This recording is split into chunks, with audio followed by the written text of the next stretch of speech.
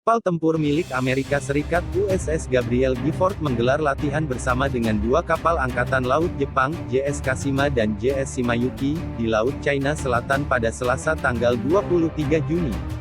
Komando Militer Amerika Serikat di Pasifik USPACOM mengatakan latihan itu digelar untuk menekankan pentingnya komunikasi dan koordinasi dalam operasi bersama antara dua negara bersekutu itu.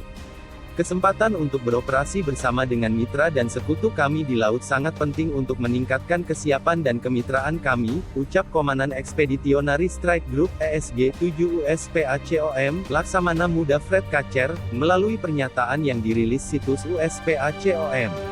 Kacer menuturkan latihan ini penting untuk memelihara kawasan Indo-Pasifik termasuk Laut China Selatan, yang bebas dan terbuka. Latihan ini digelar ketika situasi di Laut China Selatan bergejolak lagi terutama setelah China kian mempertegas klaimnya atas 90% wilayah perairan itu. Sejak awal tahun, China terus mengerahkan kapal-kapal ikannya dan kapal penjaga pantai ke Laut China Selatan. Pengerahan ini bahkan sempat menimbulkan friksi antara China Malaysia dan China Indonesia di awal tahun. Baru-baru ini, kapal China bahkan menyerang dan menenggelamkan kapal ikan Vietnam di Laut China Selatan, tepatnya di dekat zona ekonomi eksklusif Vietnam yang juga diklaim Tiongkok. Meski klaim historis telah dimentahkan putusan arbitrase pada 2016, China terus melakukan pembangunan dan memiliterisasi 27 fitur di Kepulauan Spratly dan Paracel di Laut China Selatan.